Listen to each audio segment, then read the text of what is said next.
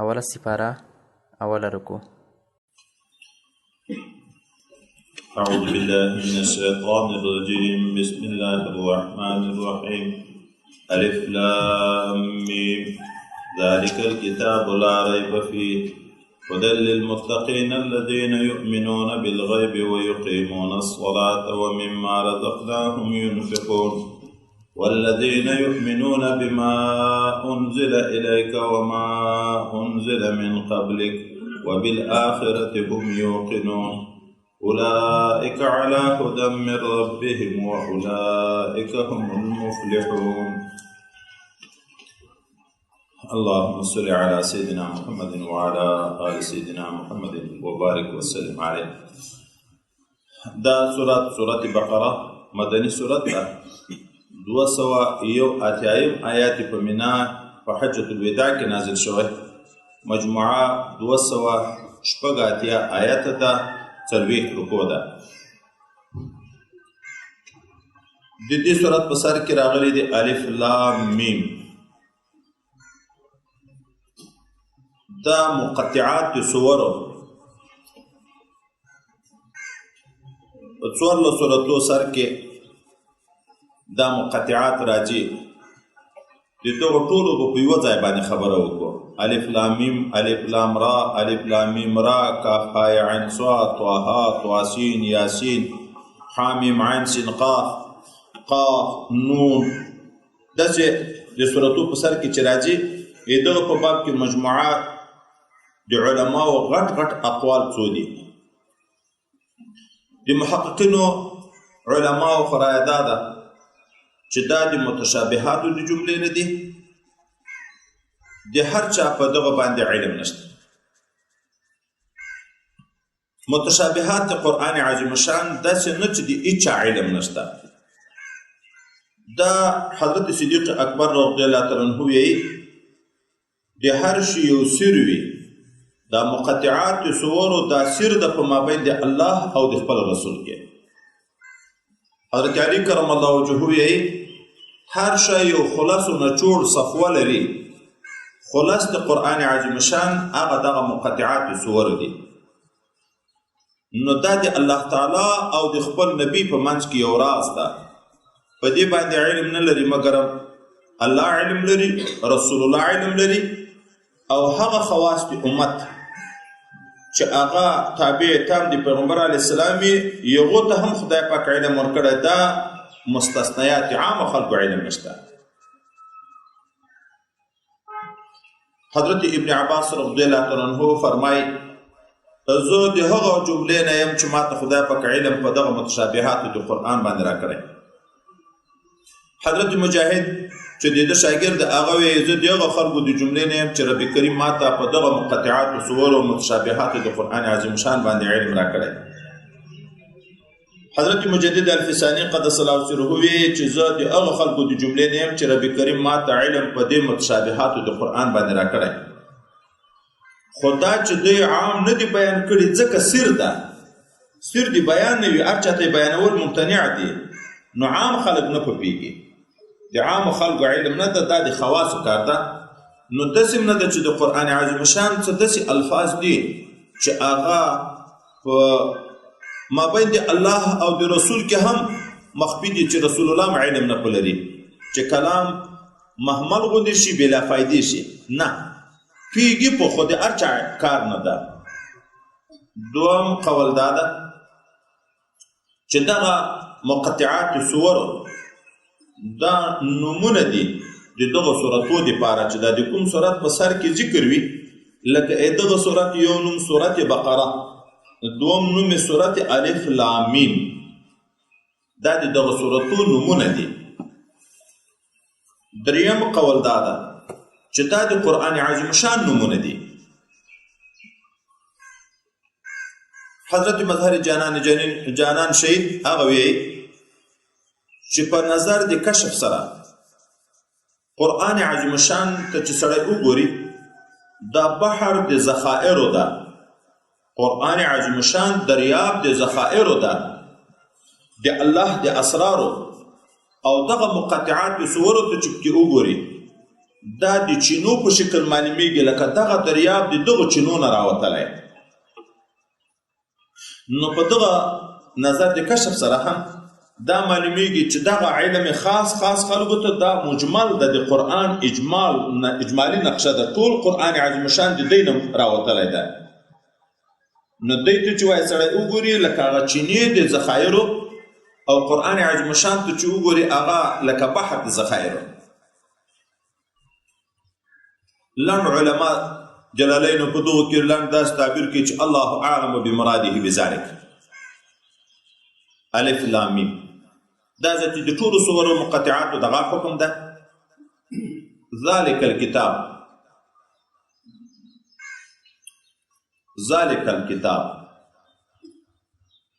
یا په عبارت کې تقدیر ده ما یوحى الیک ذلك الكتاب المعهود في التوراة والإنجيل. هغه چې وحی وستاته کیږي ما یوحى الیک هغه چې وحی تاته کیږي دا ذلك الكتاب الموعود في التوراة والإنجيل دا هغه کتاب ده چې وعده په تورات او په انجیل کې شوی و.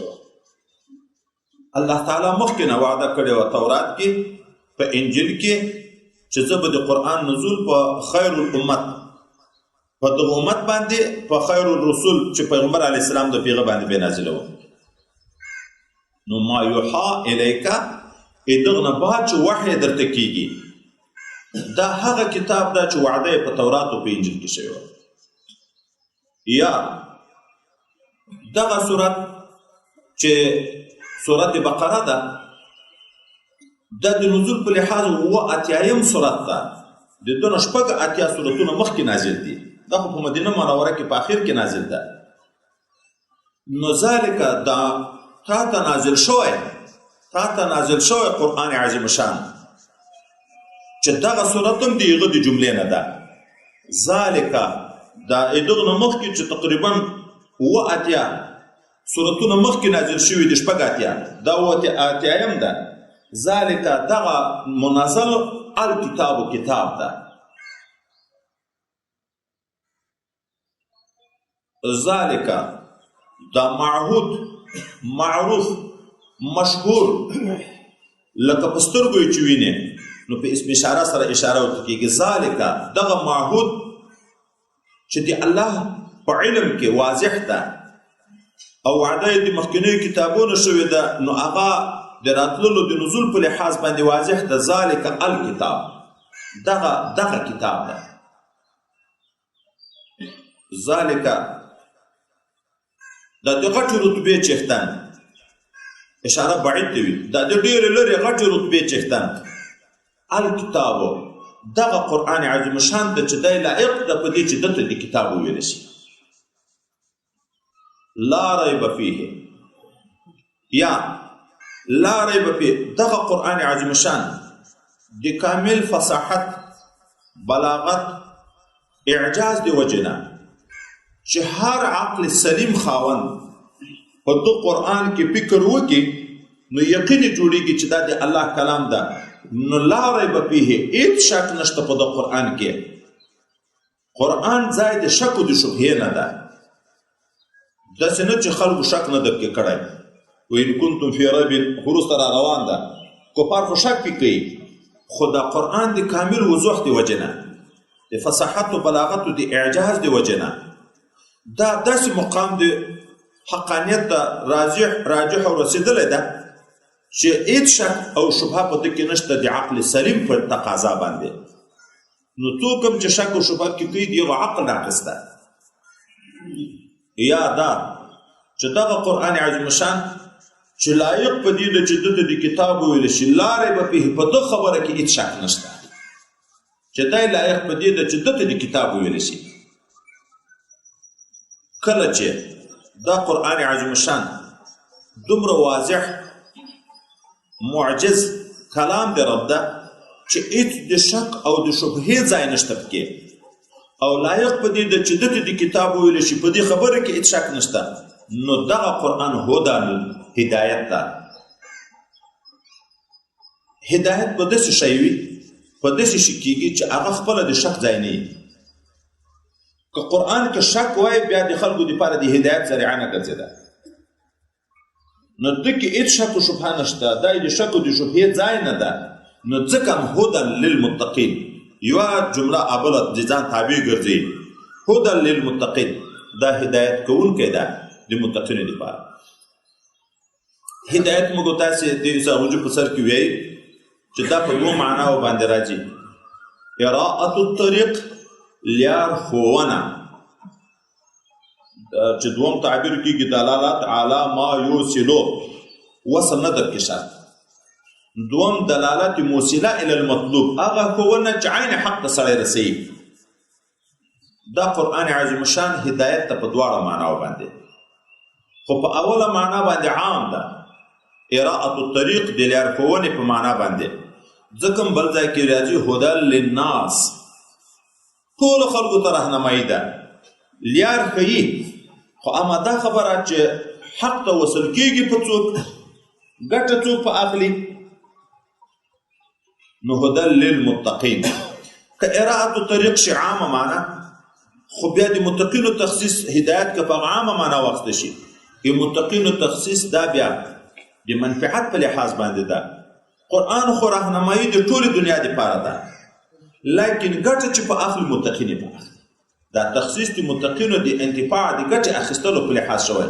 کني دلالت علی ما یوصلو اراءة الطریق دا خو ټول مخلوق ته کوي. او که دلالت موصله په معنا واخیسته شي، بیا نو د متقینو تخصیص دا قید متقین ټکی چې شوی دی دا د تقی دپاره ده، موصل د متقینو دپاره ده. کفارو دپاره دلالت موصله نه ده، هدایت راهنمایي ده، خو حق ته نه دي په رسېدلي. هدى للمتقین دغه قرآن عظیم شان دا هدایت ده د چا دپاره؟ د متقینو انسانانو دپاره. تقوا د اتقا د تقیې نه ماخوذ ده، ځان ساتنې ته ویل کېږي.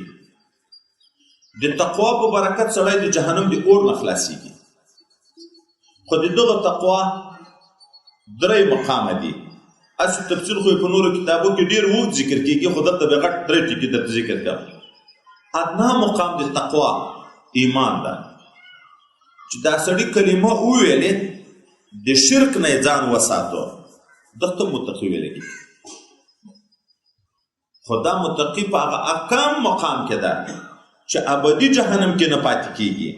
دغسې به عذابونه په تیر شي، تکلیفونه به په تیر شي، خو د ټول عمر دپاره په جهنم کې نشي پاتې کېدی.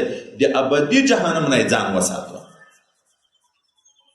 دوم متوسطه درجه د تقوا ده. متوسطه درجه د تقوا بیا دا ده چې سړی د ګناهو نه ځان وساتي.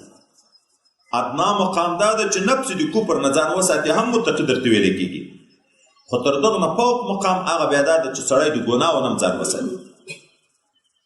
تر دغه نه فوق درې مقام اول ادنا دا، بل متوسط، اعلا مقام بیا دا ده چې انسان د شغل د مالایعنی نه ځان وساتي. با الفاظ دیگر د هر هغه شي نه ځان وساتي چې تا د خدای پاک د ذکر نه غافله کوي. هر شی چې د تا نه الله ویری، د الله یاد درنه ویری، نو د سړي عمر بربادي کړه. متقي اعلی متقي دا ده چې هغه د داسې کارو د شغل نه ځان وساتي چې سړی د خدای پاک نه غافله کوي.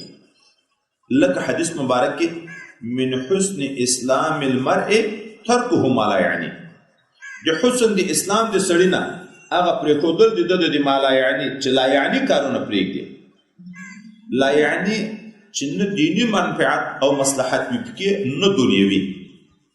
لکه دا موږ چې زړونه په تنګ شي درځي چې لاړ شو په چکر باندې، دغه چکر لا یعنی ده، نه دیني ګټه شته پکې، نه دنیوي ګټه شته. دا فضول مجلسونه چې موږ لګیا شو، ټوکې ټپرې او واقعات ذکر کول، عمر په بربادوه، دا لا یعنی ده. د دغه نه چې سړی ځان وساتي، نو دا اعلی مقام د تقوا ده. لکه حضرت عبدالخالق غزدواني قدس الله سره چې د نقشبندي د طریقې څه اصول ذکر کوي، نو په هغه کې غټ غټ بنیادي شیانو کې هوش او دردم نظر بر قدم، وقوف قلبی، وقوف زمانی، وقوف عددی، یادکار، یادداشت، بازگشت، داسې مختلف اصطلاحات ذکر کوي.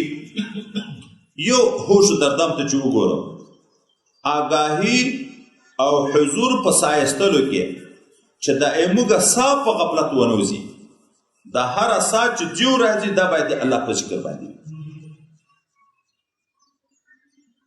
ځکه د هره سا د خدای پاک نعمت ده چې موږ ته یې راکوي. سا چې لاندې دو طرف ته کش کې مومد حیات است، تر څو سړی نه مري چې دا سا بیرته نه یې راپورته شوی، نو د لاندې طرف ته سا تګ هم نعمت د خدای پاک ده، او پورته راتګ مفرح طبیعت ده چې سا دې بنده شو هم انسان زړه چوي. نو د هره سا چې لاندې چې که پورته ځي د خدای پاک نعمت، د هر نعمت شکریه غواړي، نو د سا باید بې ذکره نشي تېره. نظر بر قدم یو معنا خدا ده چې سړی په لیارې ځي نو یو طرف بل طرف ته به نه ګوري، د نظر کنټرول به کوي، د پښو لاندې ځای ته به ګوري، نو نظر به محفوظ وي. خیالات محفوظ کېږي چې نظر محفوظ شي. د اعتکاف کې چې د ځان نه پرده تاویي، جومات په ټول ځای د اعتکاف ده. ولې تاویي؟ وایي سړی له دې نه چې په جومات کې ناست دی، خو چې نور خلک ویني حضور دې خرابېږي، او چې په پرده کې دې نه یې په خلوت کې چې هېڅوک هم نه ویني، اتا ذهن په بل طرف باندې نه اوري، حضور دلته ښه برابرېږي. د دغې وجې نه ان حضرت صلی الله علیه وسلم چې تلو به په لیارې باندې نقاب، دا څادر داسې اچول چې یوه طرف نه بل طرف نه نظر محفوظ وي، سیده لیارې ته ګورې، په دغه طرف باندې دې چې وکته، که بنګلې ته دې وکته هم شوق د زړه پیدا کېږي، که موټر ته دې وکته هم شوق د زړه پیدا کېږي، که انسان ښځې ته هلک ته دې وکته هم شوق د زړه پیدا کېږي. ایتا حضور خرابوي. او دا چې سړی داسې روان وي، یوه طرف نه بل طرف نه نظر کنټرول وي، صرف د قدم ځای ته ګوري، نو دا یو کنکی خلوت ته اعتکاف ده. دا څادر په سر داسې اچول وایي دا هغه کنکی خلوت ده. نو نظر بر قدم یو دا معنا. یو معنا دا ده چې هر قدم ګدي د خدای پاک نعمت ته، دا باید بې ذکر د خدای پاک په تا تېر نه شي. او بله معنا دا ده نظر بر قدم چا پسې دي چې اقتدا کړې، پل په پل به د هغه په نقشه ځان برابروي. نظر بر قدم دا معنا چې په چا پسې دي اقتدا کړې. لکه موږ دعوه لرو چې موږ امتیان د پیغمبر علیه السلام یو، نو موږ به کوشش کوو چې په ناسته ولاړه، خوراک، لباس، گفتار، رفتار، په هر چیز کې ځان په سنتو برابر. نظر بر قدم وایي پل په پل، پل په پل په خپل مطبوع پسې اقتدا کول. کوم شیخ سره چې موږ بیعت کړی وي، پل په پل به کوشش کوي چې د ده په نقش قدم باندې ځان برابر کړي. او بله معنا د نظر بر قدم دا کوي تواضع، عاجزي. سړی چې په اندرپایه باندې پوړی زینه باندې پورته خیجي چت ته، نو دی چې پښه ږدي هغه پورته ځای ته نه ګوري، چې اول هغه ځای ته ګوري او کېږي، ځکه چې پورته چې ګوري دلته پښه بیا ځای کېږي، نو سړی لویږي، هیله کېږي. چې پورته خیجي لاندې به د قدم ځای ته ګوري، دغه پوړی کې د پښه کېښوي هغه ځای ته، بیا چې دا بلې ته پښه وراخلې هلته د پښې ځای ته ګوري، پورته ته نه ګوري چې زه څومره پورته شوم، هغه لاندې ځای ته ګوري. نو انسان ته وایي که څه کشفیات شروع شوه، څه اسرار شروع شوه، څه انوارات شروع شوه، داسې نه چې د نه عجب و تکبر و لویي شروع شي. دی د هغه لاندې رتبو ته ګوري، دا مخکې مې وخت په څه شي کې تېر کړی، د مخکینۍ زمانې زندګي چې الله حساب را سره وکړي. دا تصوف کې چې سړی واقعي، نن سبا خو کشفیات نشته، ځکه چې خوراکونه ډېر سره کمزوري شوه، د هغې وجې نه زموږ په هر څه باندې اثر منفي لوېدلی ده. خو چې حقیقت د اولیاو واقعاتو ته وګوري، هغه چې نن په کوم مقام کې د سبا ته په دا پروني مقام باندې بیا ژړاوې کوي چې ایمانه پرون وخت په نقصان کې تېر شوی ده. لاندې مقام باندې الله ته ژړاوې کوي، ځکه د خپل روزانه هغه ترقي کوي، نو چې پورته وخېږي هغه لاندې خپل مقام نقصان سړي ته لیدی کېږي. نو چې د سړي نه لویي ونه شي، عجب ونه شي، تکبر ونه شي، نظر به قدم د پښو لاندې ځای ته به ګوري، عاجزي به کوي، خاوره ته به ګوري. به هر تقدیر دا چې سړی همیش دپاره الله تعالی طرف ته متوجي لا یعنیو کارونه هم ځان وساتي نو حقیقت تقوا ته رسیږي. لکه رب کریم چې وایي په بل ځای کې حکم دا کړی یا ایها الذین آمنوا اتقوا الله حق تقاته په حق تقوا. د حق تقوا دا ده چې د لا یعنی نه هم ځان وساتي، د کفر نه ځان وساتي، د ګناهو نه ځان وساتي، خو د داسې شیانو نه هم ځان وساتي چې تا د خدای د ذکر نه غافله کوي. لکه په دوم تعبیر چې بیا به په هغه ځای کې انشاءالله العزیز راځي چې حق د تقوا دا ده چې طاعت وي عصیان نه وي، ذکر وي نسیان نه وي، شکر وي کفران نه وي. درې شیان طاعت وي عصیان نه وي چې ګناه ذاتي نه درنه کېږي. حق تقوا دا ده. ذکر وي نسیان نه وي چې همیش د الله یاد الله تعالی نه درنه ویرېږي. شکر وي کفران نه وي چې د الله نعمتو ته په کم نظر نه ګورې. دا شپه ورځ چې په مسلسل موږ چې روپۍ نه لرو ذاتي د خدای د نعمتو قدر موږ ته نه معلومېږي. موږ کې چې موږ سره الله څه کړي دي، دا د خپل وجود د یوې سترګې نعمت ټوله زندګي شکر ادا کوی شو. نو چې دغه شیان په سړي کې راغله نو حق تقوا بیا په سړي کې موجودېږي اعلی مقام. هدن للمتقین، متقین دي څوک؟ الله تعالی تفسیر کوي الذین یؤمنون بالغیب. متقین انسانان هغه دي چې ایمان باور لرونکي، تصدیق کوونکي، یقین کوونکي بالغیب په غیب باندې.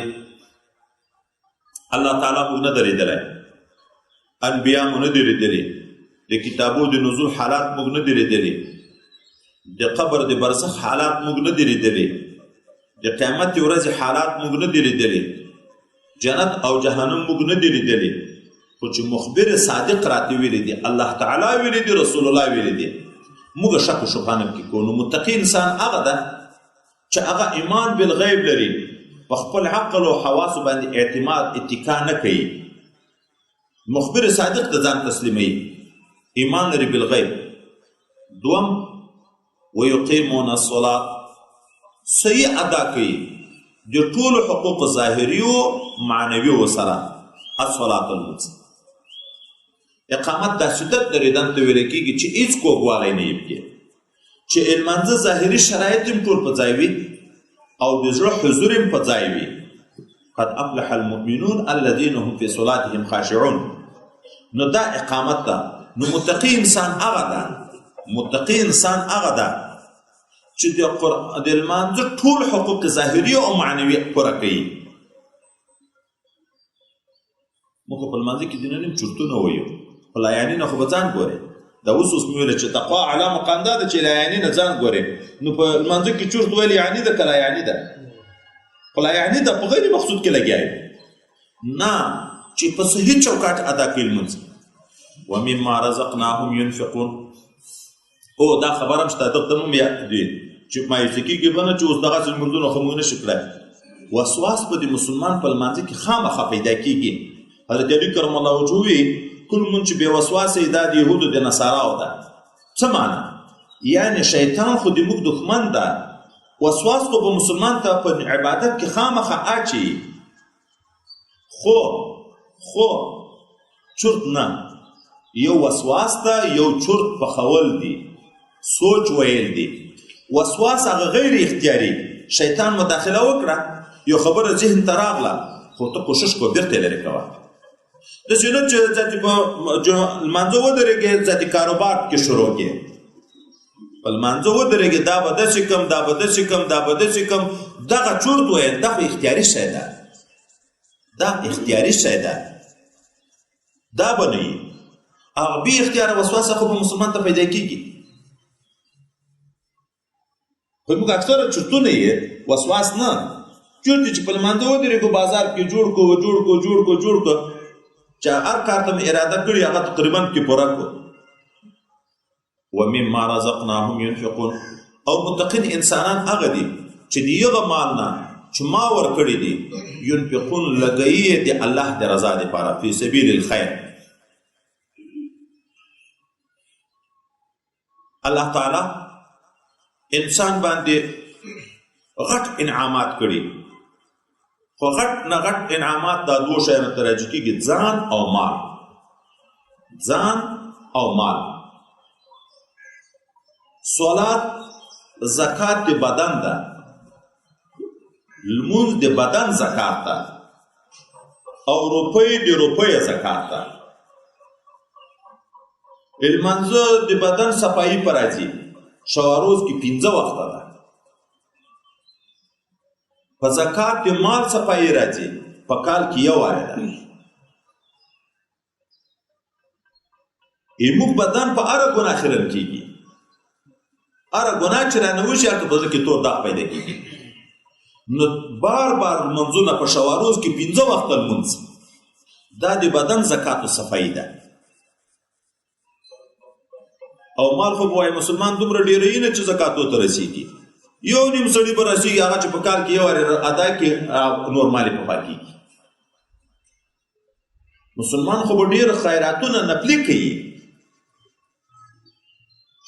دا وروسته راځي اکثره د نفقې په باب کې چې ډېر ترغیبونه راځي، سرا و علانیه، سرا و علانیه، سرا و علانیه، پټ او ښکارا، پټ او ښکارا.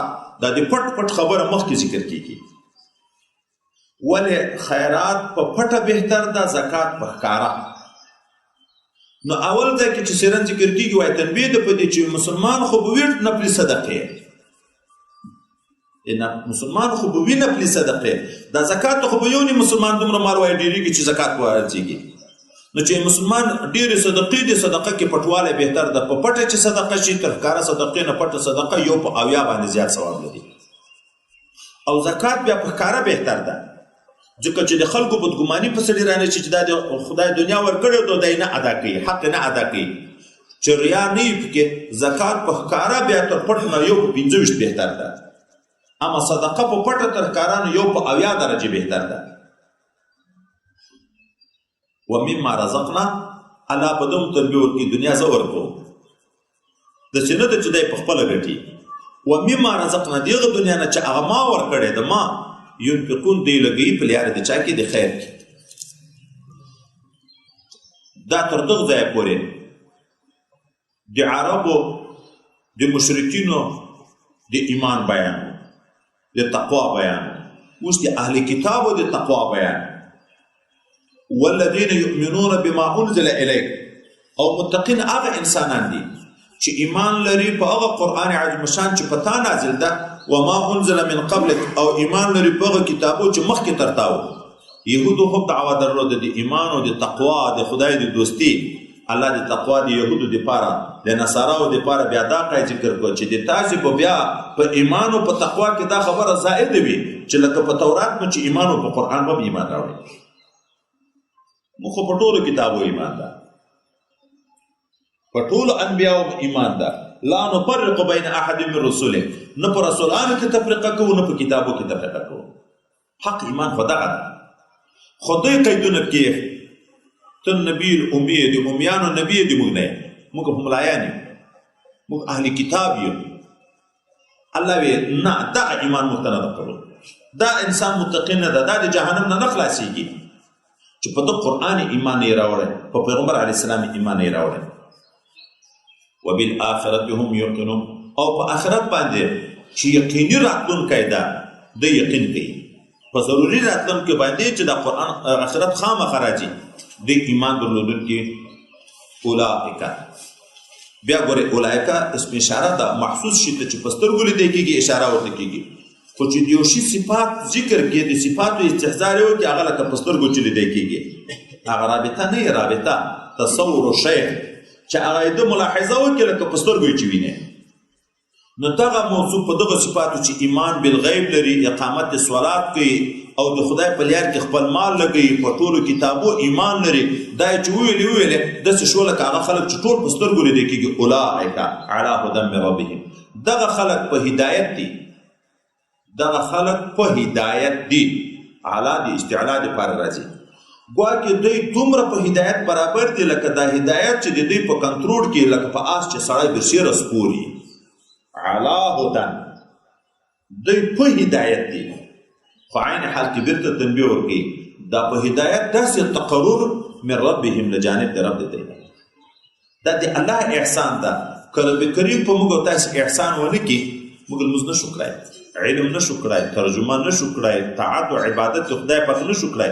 دا د الله خپل رحم ده په بندگانو باندې چې هغه په سم لار برابرې. اولئک علی هدى، دغه خلک په هدایت دي، خو هغه تقرب دي په هدایت من ربهم، له جانب د رب د دی نه. واولئک هم المفلحون.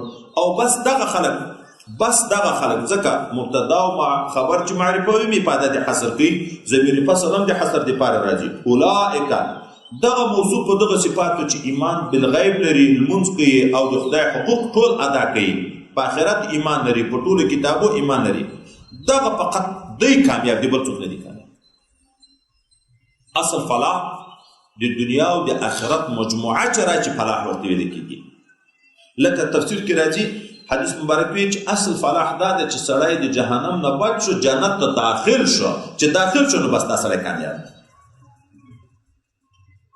ان للمتقین مفازا، ګوره د متقینو بیان ده، او هلته متقینو ته مفازا کامیابي ده. څه وخت کامیابي وایي راځي چې جنت ته داخل شي.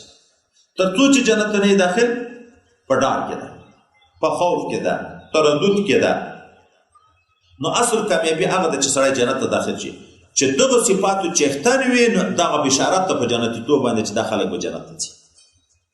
چې ایمان لري، په صحیح طریقه عبادت بدني ادا کوي، عبادت مالی ادا کوي، نو په دغه خلکو ته بشارت ته اولئک هم المفلحون دی. الله زیره ده، دا خلک کامیاب دي. کامیاب څه معنی؟ جنت ته رسېدونکي دي. تر دې ځایه پورې رب کریم د خپلو خاصو بندګانو بیان وکړو چې مؤمنین متقین دي. اوس بیا د خاص کافرانو بیان کوي، وروسته بیا د منافقینو چې مذبذب دي، په خوله ایمان، په زړه کې کفر. ان الذين كفروا سواء عليهم انذرتهم ام لم تنذرهم لا يؤمنون. ان الذين كفروا، بشک هغه کسان چې کافران شوي دي، سواء عليهم، برابر ده په دوی باندې، انذرتهم، کته دوی وډار کې د قیامت عذابونه، ام لم تنذرهم، کته دوی ونه ډار کې د عذابونه، لا يؤمنون، ایمان راوړي. یعنی انذارک لهم وعدم انذارک سواء، د تا ویرول او نه ویرول سواء، برابر دي په دې باندې. څنګه برابر دي؟ نو انذرتهم دا رجع هغه مصدری معنی ته شي، انذارک وعدم انذارک سواء علیهم، په دې برابر دي. څنګه برابر دي؟ لا یؤمنون. دا هغه د پر برابروالي دلیل ده. ایمان نه راوړي. کته هر څومره دوی ته د تخویف آیاتونه ذکر کوي، ایمان راوړي، او کته دوی ته څه نه وایي، ایمان راوړي. ولې ایمان ولې نه راوړي؟ ختم الله علی قلوبهم، مهر لګولې د الله تعالی په زړونو د دوی باندې، وعلى سمعهم، او په غوږو د دوی باندې، وعلى ابصارهم غشاوة، او په سترګو د دوی باندې یو ځان ته پردې دي. ولهم عذاب عظیم، د دې لپاره عذاب ډېر لوی دی. ختم الله علی قلوبهم، مهر لګولې الله د دوی په زړونو د دغه څه معنا ده. ویا دا معنا هر انسان چې ګناه وکړي په زړه کې تور داغ پیدا کېږي. که توبه یې وایسته صفا کېږي، که نه هغه تور داغ لګېږي. بیا چې بله ګناه وکړه بل تور داغ پیدا کېږي، چې بله یې وکړه بل تور داغ پیدا کېږي. اصلي دا زړه یې اخر ټول زنګ شي. کلا بل ران علی قلوبهم، دا د دوی ګناهو اثر ته الله ختم ویلی. الله مهر لګولی داسې نه ده چې اوله یې دا سزا ورکړې ده چې د هدایت لارې په بنده کړې، خو دوی په خپل اختیار کفر او ګناوې غوره کړي، زړه یې تک تور شوی دی، زنګ شوی ده. چې زړه یې زنګ شو دی، دغه زنګ نه کله تعبیر په ختم سره کېږي، کله په طبع سره کېږي، کله په مرض سره کېږي، کله په فساد سره کېږي، کله په قساوت قلب سره کېږي، په مختلفو الفاظو سره تعبیر تر کېږي. دوی زړونو زنګ نیولی د دوی د ګناهو د وجې نه. داسې نه چې ابتداء خدای په زړونو مهر لګولی، بیا خو عاجز شوه، بیا مکلف کوي په ایمان والی چې د لارې هدایت نشته. الله خو لا یکلف الله نفسا الا وسعها. یا دا د دوی غفلت نه تعبیر په ختم شوی ده، چې عقل سلیم خدای پاک ورکړی، خو دوی د عقل نه کار نه اخلي. سترګې ورکړي، د سترګو نه کار نه اخلي. غوږونه یې ورکړي، د غوږو نه کار نه اخلي. د علم دا مجموعه د غدرې غټې لیارې دي. سړي چې په شي باندې علم راځي یا چې ورته وګوري علم پر هغه چې دا کیمره ده یا چا خبر ورته وکړ د هغه نه واورېده چې دلته میز ده دلته کتاب ده دلته فلان ده او یا په خپل عقل باندې فکر وکړي چې دا رمای څه شي ده په د خپل عقل سوچ فکر وکړو درک معلومیږي چې دا خو برق راغلی ده دا روشنایي دی برق ده دوی نه عقل په کار اچولی نه سترګې په کار اچولې دي چې دا څومره مخلوقات دي د ټول د الله په وجود د الله په وحدانیت باندې دلایل دي خو دې دغه سترګې په دغه کې نه کې استعمال دا چې څومره انبیا راغلي څومره کتابونه راغلي دي بیان کېږي دغه بیان دوی په حق وانه اورېده د غوږونه یې په صحیح طریقه نه کړه استعمال عقل یې نه کړ نو ځکه الله تعالی وی دوی په زړو مهر ده زړه یې نه ده استعمال کړی په صحیح لار باندې غافله کړی ده په غوږو باندې پردي دي مهر ده په غوږو یې مهر ده او په سترګو یې پردي دي ځکه هم ړوم کوم ګونګی خدای کافر ته وي ظاهره سترګې روغې دي غوږونه یې روغ دي ژبه یې روغه ده لکن سمن بکون عمي چې کار نه تر واخیستی شو د کومو اعضاو نه چې الله د کوم مقصد دپاره پیدا کړي دي دا داسې ده لکه ځان چې په راغلی لکه مهر چې په لګېدلی نو تشبیحان تعبیر وشو چې مهر لګېدلی دی په زړو د دې په غوږو او په سترګو یې پردي دي او د دې دپاره سخت عذاب ده